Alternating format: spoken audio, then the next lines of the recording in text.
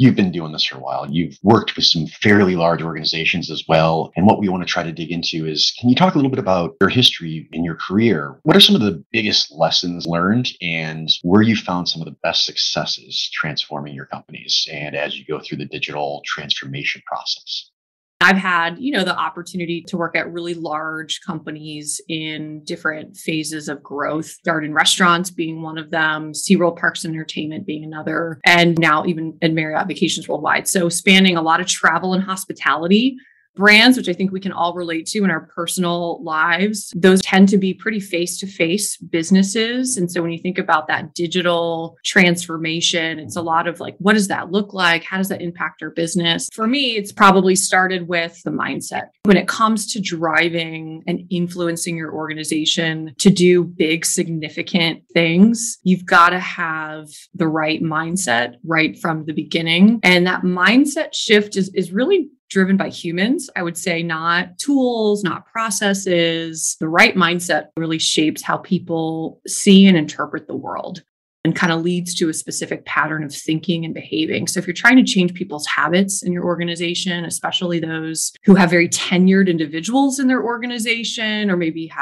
grown up through a specific functional area or lane, being able to sort of influence those individuals and have them see a bigger picture and be along for the journey is really important. It's human nature to come to those individuals and try to reiterate what's in it for them. That's sort of the mindset. If we do this, this is what this means for you and your business and your people. And ultimately, the mindset is probably number one. The second is I always lead with a point of view. I've learned not to really wait to be assigned the job of innovation or transformational thinking. I've found that the more senior you go up in an organization, people want something to react to. The CEOs and boards that I've had the opportunity to spend great time with, they want to hear from experts. If you're listening to this right now and an up and comer in your organization, or even if you're in that C-suite, it's a good reminder to always lead with your point of view. That allows you to really kind of walk the talk and make sure that there's no gap in the say and do thinking. And then the third, in my experience, finding early adopters who can really partner with you and champion the vision across the organization is incredibly important. The transformations aren't always time boxed. I mean, when you think about going into a long range planning session or maybe starting a huge project that's characterized as being transformational, oftentimes they're part of a long-term strategy. One of the pieces of having these champions and early adopters early on is for them to socialize your quick wins. That's really, really important to gain momentum, inertia, energy, because so much about driving these types of transformational programs forward is really casting the vision and rallying your organizational troops to help you deliver.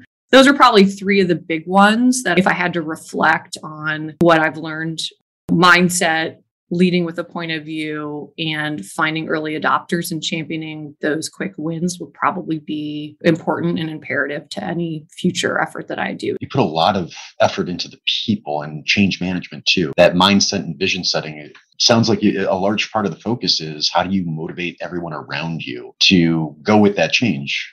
That's right. I mean, because if you think about it, there's incredibly talented experts across technology fields. You can always find external resources to help you fill a gap or have an expertise in a space that you might not have internally. But if you don't have the people internally to really champion and drive the vision forward and to really rally and be able to influence sort of outcomes happening, the people leadership is just such a critical part of any transformational effort. And that implementation and long-term adoption, so much about transformational work, it's not just digitizing an antiquated or analog process. It's about reimagining what that process should be. You're really saying to someone, today, I know you do it this way. Tell me what it looks like to do it in the future. Oftentimes, you got to help people along the journey there and then have the technology support and kind of futuristic thinking to get there.